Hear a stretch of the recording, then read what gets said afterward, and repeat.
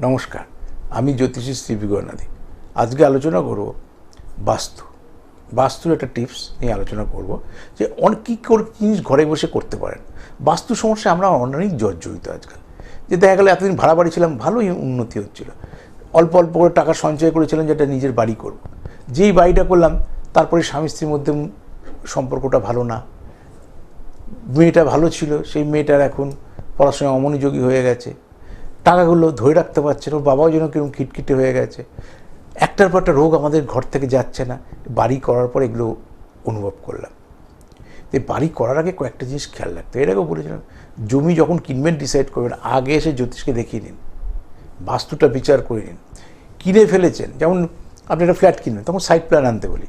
আর জমি কিনবেন, জমিতে ইনভেস্ট করবেন, অ্যাডভান্স করার আগে জমিটা চৌকো নাকি জমিটা ত্রিভুজ, না কোনো কোণ কাটা ছকোনা, নাকি জমির সামনে কোনো ট্রান্সপোর্ট আছে, ট্রান্সফর্মার আছে, নাকি ভারী কোনো আরও কোনো আদার্স ইলেকট্রিসিটি আছে, নাকি হাই টেনশন লাইন আমার বাড়ির মাথার উপর, জমির মাথার উপর দিকে আছে। এগুলো অনেক কিছু দেখার বিষয়, এগুলো সব অশুভ লক্ষণ। এইগুলো দেখে সেই জমি কিনতে হয়। তা আমি জানি না, আপনি কিনে ফেলেছেন, তারপর আপনি তখন বাস্তুদোষটা কাটাতে হবে। তাহলে একটা হচ্ছে বাস্তু সমস্যা তো এমনি থাকে 19-20, তারপরেও যদি ওই নেগেটিভ প্রভাবগুলো থাকে তখন সেই বাস্তু সমস্যাগুলো গাঢ় হয়ে যায়। তাই যারা বাস্তু সমস্যার মধ্যে আছেন তারা সাময়িক কী করতে পারেন সেটা বলি, তারপর যখন আমার কাছে আসবেন তখন পার্মানেন্ট সলিউশনের জন্য, যদি আপনার ফ্ল্যাট বাড়ির থাকেন তার সাইট প্ল্যান নিয়ে আসবেন, যে অনেকগুলো ফ্ল্যাটের মধ্যে আপনার অবস্থানটা কোনটা, আপনি বাড়িতে কোন দিকে ঢুকছেন, মুখ করে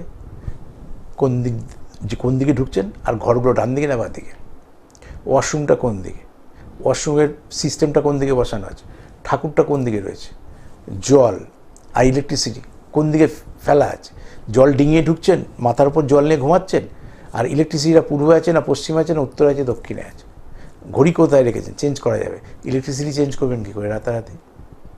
তো এই বাস্তু সমস্যা অনেকগুলো দিক রয়েছে। তো এই বাস্তু সমস্যা মানুষকে কিন্তু প্রচুর ক্ষতি করে দেয়, এবং এক এক সময় আপনি বাস্তু যখন সমস্যা থাকবে সেই বাড়ি আপনি বেচতে পারবেন না। দেখা গেলো আপনি 5 লাখ টাকা বাড়ি কেনেন, সেই বাড়ি তখন 25 লাখ টাকা দাম পাবে না। শাস্ত্রে বলা ছিল, কিনতে গেলে পাগল, বেচতে গেলে ছাগল। আপনার প্রয়োজনে আপনি টাকাও পাবেন না, আপনি সেটা ইউটিলাইজও করতে পারবেন না। যারা বাস্তু সমস্যার মধ্যে আছেন আমার কাছে আসুন, আমি শ্রী বিগণাদি আপনার সঙ্গে ছিলাম, আছি, থাকবো।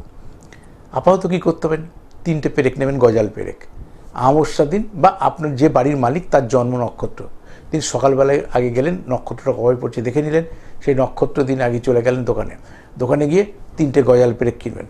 বাড়ির সামনে আগে একটু গর্ত করে নিলেন, কারণ গজাল পেরেকটা তো অনেক বড় হয়, সেই গজাল পেরেকটা কিছুটা গর্ত করে নিলেন, 3টে গর্ত করলেন।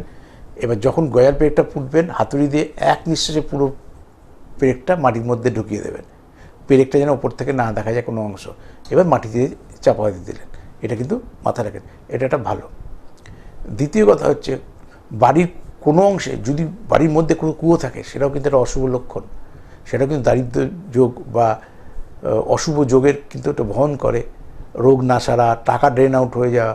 বাড়ির মধ্যে কোনো কুয়ো আপনি করবেন না। ফ্ল্যাটে তো আপনি কুয়োর অংশ নেবেনই না, অনেক সময় কুয়ো থেকে জল তোলেন, পাইপ দেওয়া থাকে, ওই জন্য পায়খানার ট্যাঙ্কির দিক, কোনো জলের ট্যাঙ্কির দিকে কোনো ফ্ল্যাট বা কিছু নেবেনই না। এগুলো কিন্তু বাস্তু সমস্যা। আর একদিকে বললামই, আপনি কোনো ট্রান্সফর্মার আছে, কোনো ভারী ইলেকট্রিসিটি আপনার ফ্ল্যাটে আছে, প্রমোটার তো সব ফ্ল্যাট বেচে দেবে আর বলবে এ তো বাস্তু কাটানো আছে। বাস্তু কী করে কাটায় জানেন? ওরা আপনার জন্য কাটান, আপনি কিনবেন জানেন না তো। ওদের প্ল্যানিং যেটা রয়েছে সেই বাস্তু এটা কাটাতে আসে, বিবিধ আমার ব্যবসাটা যেন ভালো হয়, আমি এর 18 মাসের জন্য করছি কি 24 মাসের জন্য করছি, ফ্ল্যাটটা যেন শর্ট আউট হয়ে যায়, ঠিক মতো সময়ের মধ্যে বিক্রি হয়ে যায়, ওই কারণে করে তার নাম গোত্র দিয়ে জমির মধ্যে সেটা পুঁতে দেওয়া হয়। দ্যাট ইজ তার বাস্তুদোষ, বাস্তু সমস্যা। তার যাতে ব্যবসা সাকসেস আসে, কিন্তু পূর্ব পশ্চিম উত্তর দক্ষিণ কোনো না কোনো ফ্ল্যাট সবাই সেটা তো বেচবেই। আপনার জন্য কোনটা ভালো এটা জেনে নিয়ে এসে বাস্তু প্রতিকার করুন এবং সুখে শান্তিতে জীবনযাপন কাটান। ভালো থাকুন, নমস্কার।